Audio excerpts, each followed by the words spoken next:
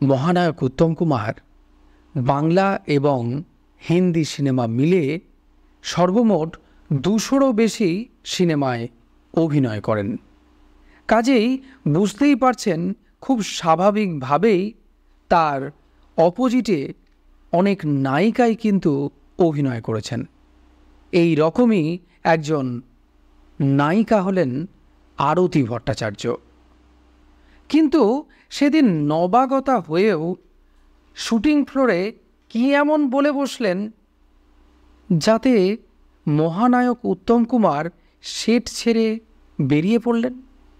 কি ঘটেছিল সেদিন সেটি জানা যায় আরতি ভট্টাচার্যের থেকেই। আর এই সংক্রান্ত বিভিন্ন খুঁটিনাটি নিয়েই কিন্তু রয়েছে আজকের বিশেষ প্রতিবেদন।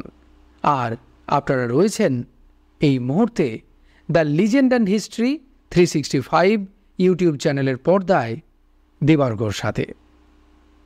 আরতি ভট্টাচার্য মহানায়ক উত্তম কুমারের অপোজিটে একজন অন্যতম নায়িকা, কিন্তু তার কেরিয়ারের শুরুতেই তাকে অভিনয় করতে হয় দুই বাঘা অভিনেতার অপোজিটে। একজন হলেন মহানায়ক উত্তম কুমার, অপরজন হলেন সৌমিত্র চট্টোপাধ্যায়। তার ফিল্মে ডেবিউ হয়েছিল স্ত্রী সিনেমার মাধ্যমে। স্ত্রী সিনেমাটিতে তিনি মহানায়ক উত্তম কুমারের অপোজিটে নায়িকার রোলে অভিনয় করেন। আরতি ভট্টাচার্য ছিলেন প্রবাসী বাঙালি এবং মুখের উপর খুব সহজেই রাগঢাক না করে মনে যা আসত তাই তিনি বলে ফেলতেন। আর এটি হয়তো সেদিনের বিড়ম্বনার একটি অন্যতম কারণ ছিল।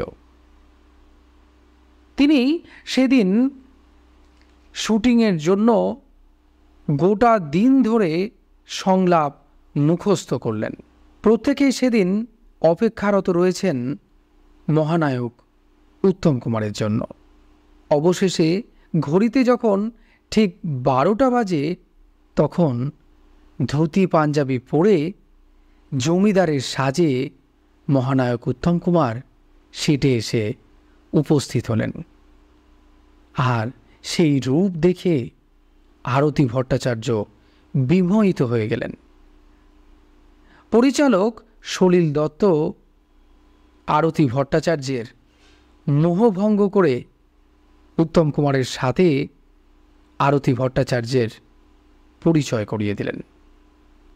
মহানায়ক উত্তম কুমার সেদিনের পুরো সংলাপ পরিচালক সলিল দত্তর থেকে শুনলেন। সব শোনার পর মহানায়ক উত্তম কুমার পরিচালক সলিল দত্তকে বলে বসলেন, নায়িকা আরতি ভট্টাচার্যের কিছু সংলাপ যেন বাদ দেয়া হয়। পরিচালক সলিল দত্ত তো বিপাকে পড়লেন, কারণ আরতি ভট্টাচার্য ছিলেন অত্যন্ত জেদি। বিপাকে পড়ে সলিল দত্ত যখন আরতি ভট্টাচার্যকে বিষয়টি জানালেন, তখন আরতি ভট্টাচার্য তো রেগে আগুন। তিনি বলে বসলেন, আমি এতক্ষণ ধরে আজকের পুরো সংলাপ মুখস্থ করলাম, আর আপনি সেখান থেকে আমার কিছু সংলাপ বাদ দিয়ে দিবেন? সেটা কি করে হয়? এই কথা শোনার পর সেটের প্রত্যেকেই অবাক হয়ে গেলেন। ভাবলেন, মহানায়ক উত্তম কুমারের উপরে কথা, তাও আবার একজন নবাগতার, এত বড় স্পর্ধা হয় কি করে? মহানায়ক উত্তম কুমার সেট ছেড়ে বেরিয়ে গেলেন। প্রত্যেকে তো আরও রেগে আগুন হয়ে গেলেন।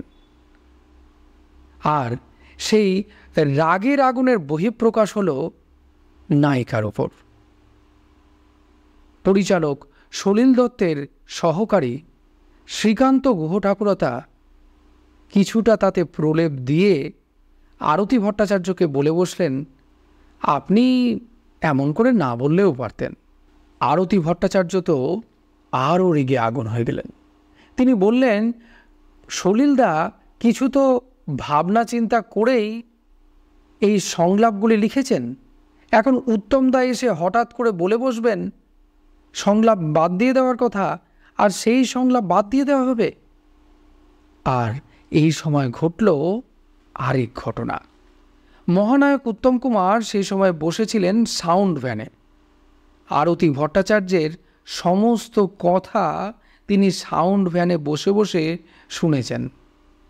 তিনি সাউন্ড ভ্যান ছেড়ে সোজা সেটে এসে উপস্থিত হলেন এবং আরতি ভট্টাচার্যকে বলে বসলেন, আচ্ছা, তুমি সংলাপগুলি কিভাবে বলবে ভেবেছ? একবার আমায় বলে দেখাবে? আরতি ভট্টাচার্য সেই সংলাপগুলি মহানায়ক উত্তম কুমারকে বলে শোনালেন। উত্তম কুমার পরিচালক সলিল দত্তকে বললেন, চলুন শুটিং শুরু করা যাক এবং আপনি এটির টেক করে নিন। যেমন কথা তেমনি কাজ। শুটিং শুরু হলো এবং আরতি ভট্টাচার্য অবশেষে সমস্ত সংলাপগুলি বললেন, কিন্তু উত্তম কুমার সেটের মধ্যে আরতি ভট্টাচার্যকে একটি কথাও বললেন না।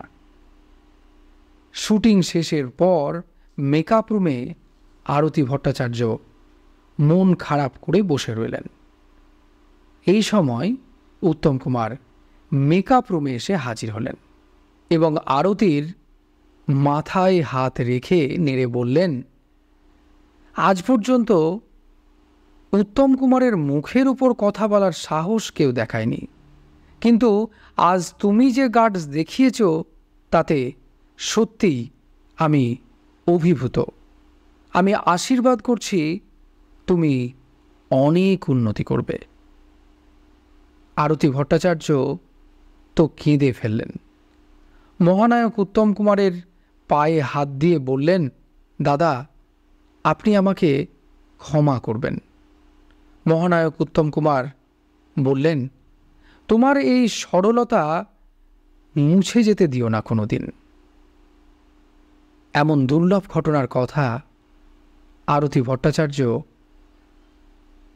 শেয়ার করেন এবং যা আমরা আশিস তরুবাবুর লেখা থেকে মণিমাণিক্যের ন্যায় খুঁজে পেয়েছি আর যেটি আপনাদের সামনে তুলে ধরেছি।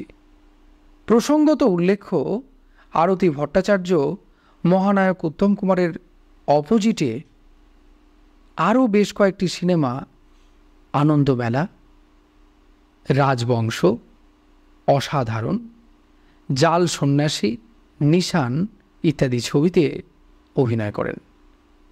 তো বন্ধুরা, আরতি ভট্টাচার্যের মুখে মহানায়ক উত্তম কুমার সম্পর্কিত এই অজানা তথ্যগুলি আপনাদের ঠিক কেমন লাগলো অবশ্যই কমেন্ট বক্সে কমেন্ট করে জানাতে ভুল করবেন না।